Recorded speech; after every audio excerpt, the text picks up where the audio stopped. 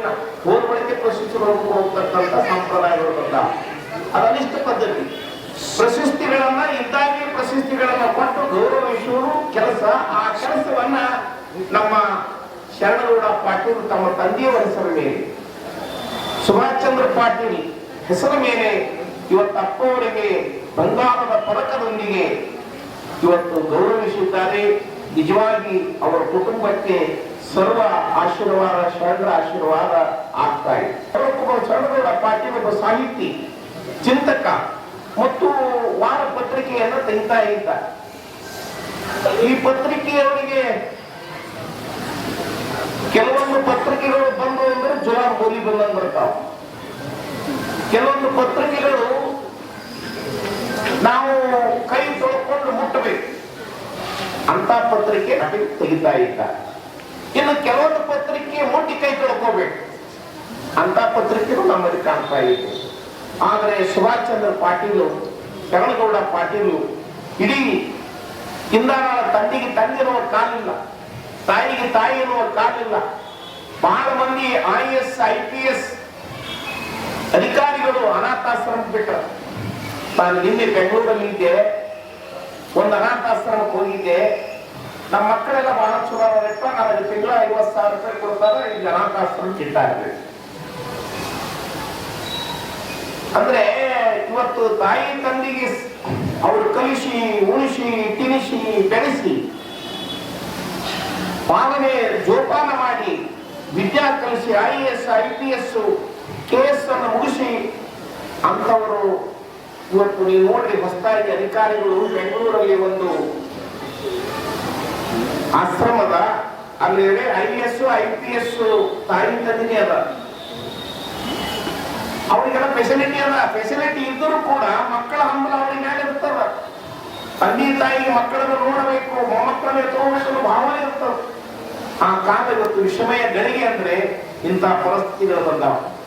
ಆದ್ರೆ ಇಂತಹ ಪರಿಸ್ಥಿತಿಯಲ್ಲಿ ತಂದೆಯನ್ನೇ ಧ್ಯಾನ ಮಾಡಿಕೊಂಡು ತನಗೆ ಜನ್ಮ ಕೊಟ್ಟಿರುವ ತಂದೆ, ಆ ಅಪ್ಪರು ಹೇಳ್ತಾರ ತಾಯಿ ದೇವರು, ತಂದೆ ದೇವರು, ಗುರುದೇವರು ದೇವರು. ಹಾಗೆ ನನ್ನ ತಂದೆಯ ಋಣವನ್ನು ನಾನು ತೀರಿಸಬೇಕಾದ್ರೆ ಯಾವ ಮುಖಾಂತರವಾಗಿ ತೀರಿಸಬೇಕು ಅಂತ ನಮ್ಮ ಶರಣಗೌಡ ಪಾಟೀಲ್ ಅವರು ಈ ಸ್ಮಾರಕ ಪ್ರಶಸ್ತಿ ಏನಿತ್ತಲ್ಲ, ಅವರು ನಿಜವಾಗಿ ಒಬ್ಬ ಒಳ್ಳೆ ವ್ಯಕ್ತಿ ಅಂತ ನಾನು ಹಾರೈಸ್ತಾ ಇದ್ದೀನಿ. ಇಂಥ ಕೆಲಸಗಳು ನಡೀಬೇಕು. ಅಪ್ಪವರಿಗೆ ಸಿಕ್ಕಿರ್ತಕ್ಕಂಥ ಈ ಪ್ರಶಸ್ತಿಯನ್ನ ಕೊಟ್ಟು ನಿಮ್ಮ ಗೌರವವನ್ನು ಹೆಚ್ಚಿಸಿಕೊಂಡಿದ್ರಿ. ಇನ್ನು ಮುಂದಿನ ದಿನಮಾನಗಳಲ್ಲಿ ಒಳ್ಳೆ ಉತ್ತಮವಾಗಿರ್ತಕ್ಕಂಥ ಕಾರ್ಯಗಳು ನಡೀಲಿ ಅಂತ ಹಾರೈಸಿ ನನ್ನೆರಡು ಮಾತುಗಳಿಗೆ ವಿರಾಮ. ಪುಣ್ಯ ಭೂಮಿಯಲ್ಲಿ ಶರಣರ ಆಸ್ಥಾನದಲ್ಲಿ ಶರಣರಿಗೆ ಪ್ರಶಸ್ತಿ ಕೊಡುವುದಕ್ಕೆ ತಮ್ಮೆಲ್ಲರಿಗೂ ಮೊದಲಿಗೆ ಧನ್ಯವಾದವನ್ನು ಹೇಳುತ್ತೇನೆ. ಸುಭಾಷ್ ಚಂದ್ರ ಪಾಟೀಲ್ ಸ್ಮಾರಕ ಜನಕಲ್ಯಾಣ ಟ್ರಸ್ಟ್ ಬಾಳಾವತಿಯಿಂದ 7ನೇ ವರ್ಷದ ರಾಷ್ಟ್ರಮಟ್ಟದ ಗೌಡ ಪ್ರಶಸ್ತಿ ಪ್ರದಾನ ಸಮಾರಂಭ ಗೌರವ ಮತ್ತು ನಮ್ಮ ಹೆಮ್ಮೆಗೆ ಎನಿಸುತ್ತದೆ, ಆನಂದವಾಗಿದೆ. ನಮಗೆಲ್ಲ ಪ್ರೋತ್ಸಾಹ ಕೊಟ್ಟು ಈ ಸಂಸ್ಥಾನಕ್ಕೆ ಬೆನ್ನೆಲುಬಾಗಿ ನಿಂತಿದ್ದರೆ ನಮಗೆ ಪ್ರಶಸ್ತಿ ಕೊಟ್ಟದಕ್ಕೆ ತಮಗೆ ಮತ್ತೊಮ್ಮೆ ಧನ್ಯವಾದ ಅರ್ಪಿಸುತ್ತೇನೆ.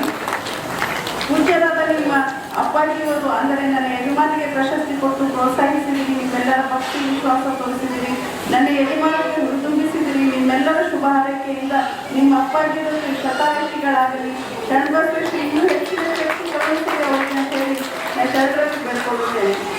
ನಿಮ್ಮ ಅಪ್ಪಾಜಿಯವರ ಆಳ್ವಿಕೆ ಎಂದರೆ ಗೋಲ್ಡನ್ ಸಮಯ ಎನ್ನಬಹುದು. ಶರಣಬಸವೇಶ್ವರ ಸಂಸ್ಥೆ 30 ವಿದ್ಯಾರ್ಥಿಯಿಂದ ಪ್ರಾರಂಭವಾಗಿದ್ದು ಇಂದು 30,000 ವಿದ್ಯಾರ್ಥಿಗಳು ಓದುತ್ತಿದ್ದಾರೆ. KGಗೆ ಸೇರಿದರೆ PG ಮಾಡಿ ಹೊರಗೆ ಬರಬಹುದು.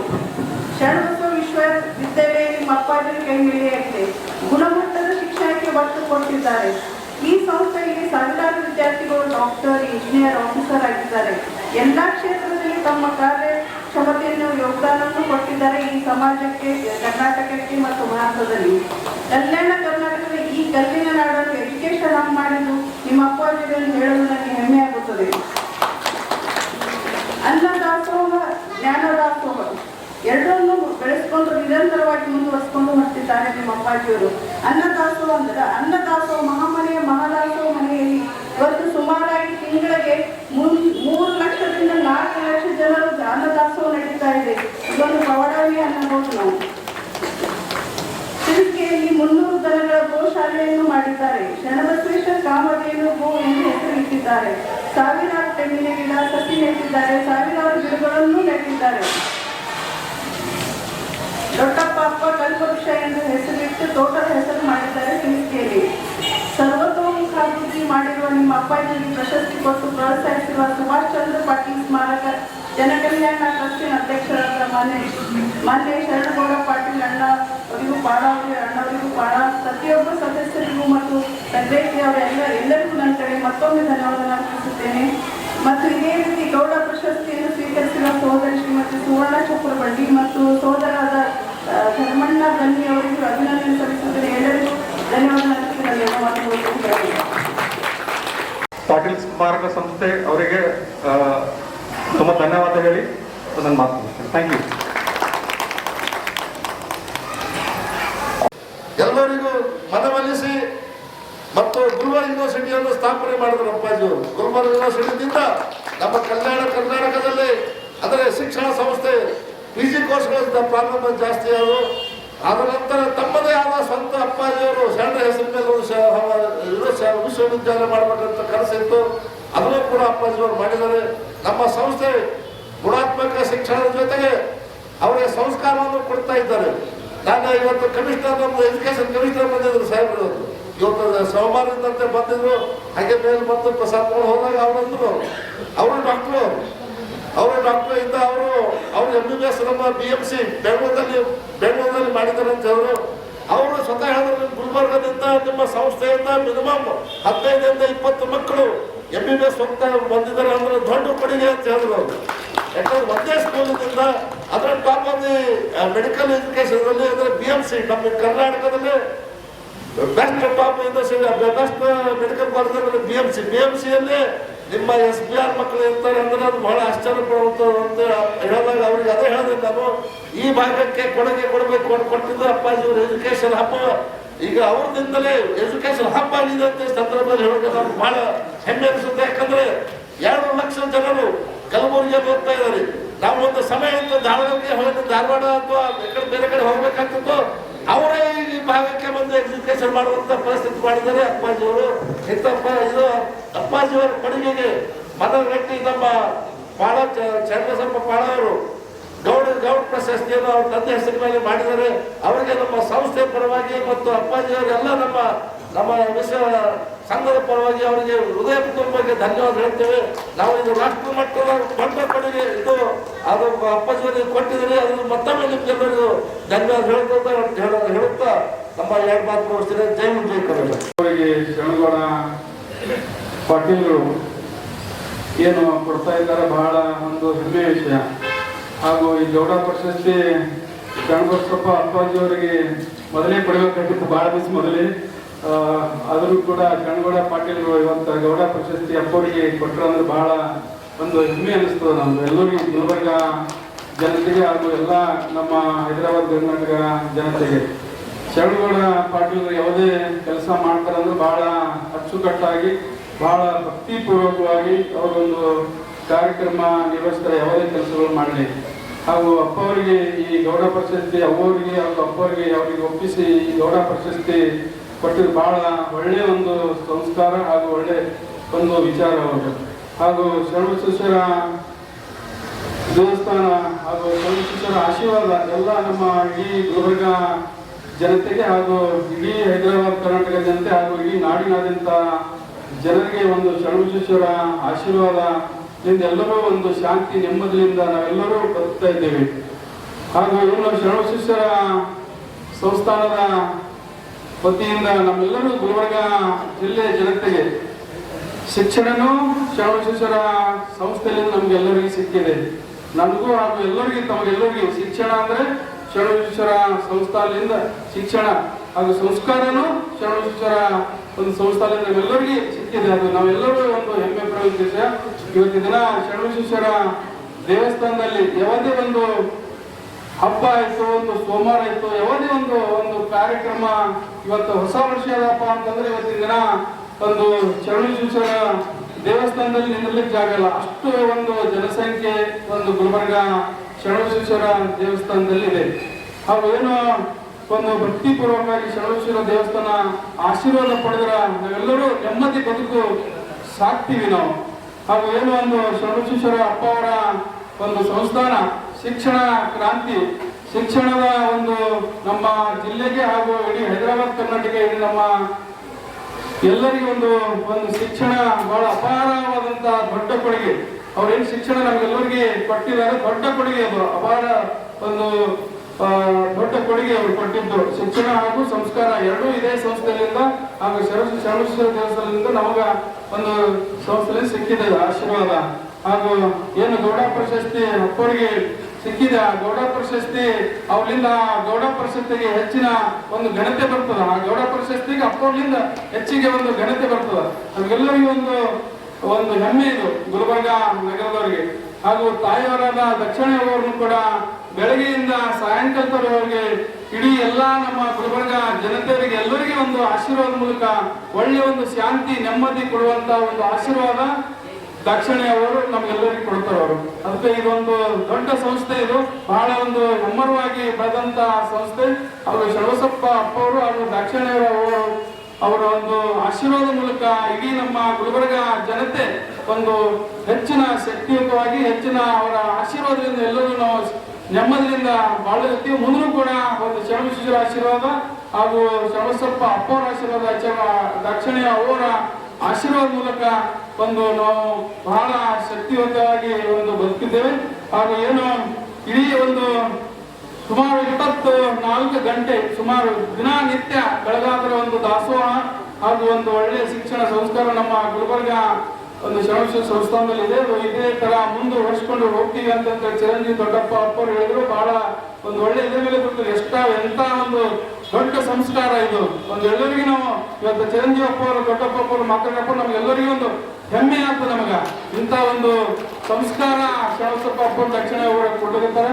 ಹಾಗೂ ಮುಂದಿನ ದಿನಗಳಲ್ಲಿ ಒಂದು ಹೆಚ್ಚಿನ ಒಂದು ಶಕ್ತಿಯುತವಾಗಿ ನಾವೆಲ್ಲರೂ ದೇವರ ಆಶೀರ್ವಾದ ಬೆಳೆಯೋಣ. ಹಾಗೂ ಶರಣಗೌಡ ಪಾಟೀಲ್ರು ಬಹಳ ಒಳ್ಳೆ ಕೆಲಸ ಮಾಡಿದ್ದಾರೆ. ಹಾಗೂ ಅವರ ತಂದೆ ಹಾದಿಯಲ್ಲಿ ಮಗನು ಕೂಡ ಒಂದು ಒಳ್ಳೆ ದಾರಿಯಲ್ಲಿ ಅವರು ಸಾಕ್ತಾ ಇದ್ದಾರೆ.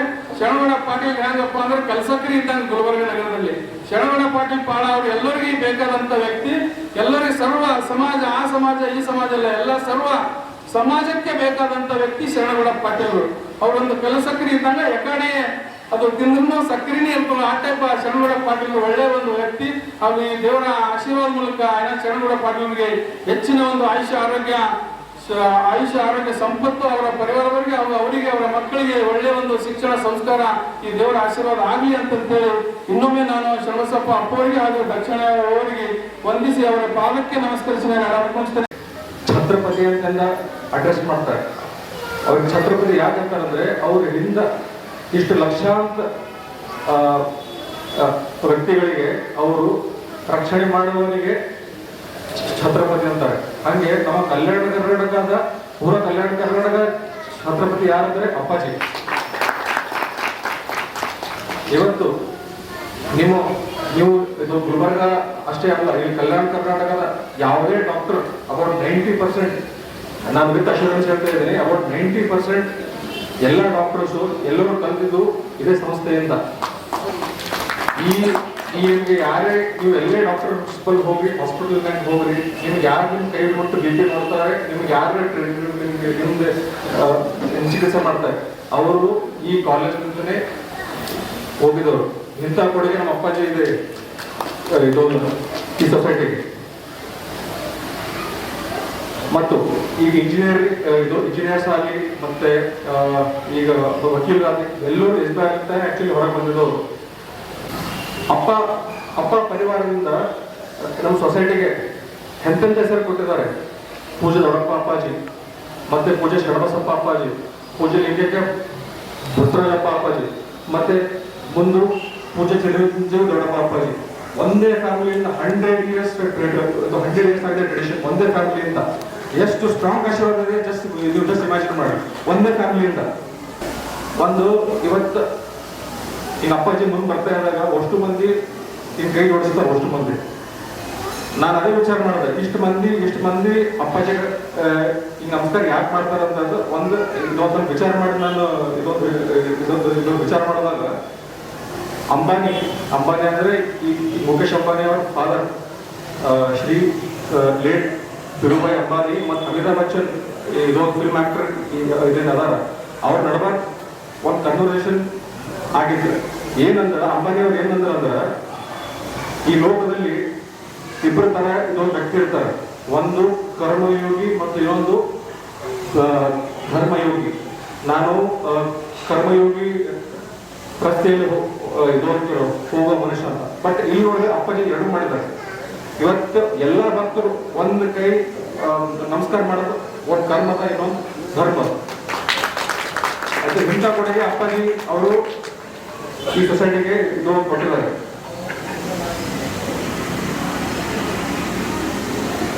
ಮತ್ತು ನೀವು ಬರೀ ಇದು ಬರೀ ಎಜುಕೇಶನ್ ಫೀಲ್ಡ್ ಅಂತ ಅಷ್ಟೇ ನೀವು ಇದು ಅಪ್ಪಾಜಿಗೆ ಇದು ಅಂತ ಅಷ್ಟೇ ನೀವು ಇದನ್ನ ಕೌಂಟ್ ಮಾಡಬಾರ್ದು ನಾವು.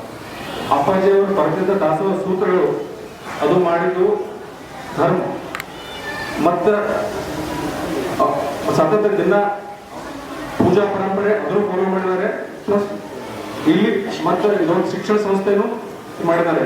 ಇಂಥ ಕೆಲಸ ಒಬ್ಬರ ವ್ಯಕ್ತಿ ಮಾಡೋದು ತುಂಬಾ ಕಷ್ಟ ಅಂತ ನನಗೆ ಅನಿಸುತ್ತದೆ. ಬಟ್ ಅಪ್ಪಾಜಿ ಅದು ಮಾಡಿದ್ದಾರೆ.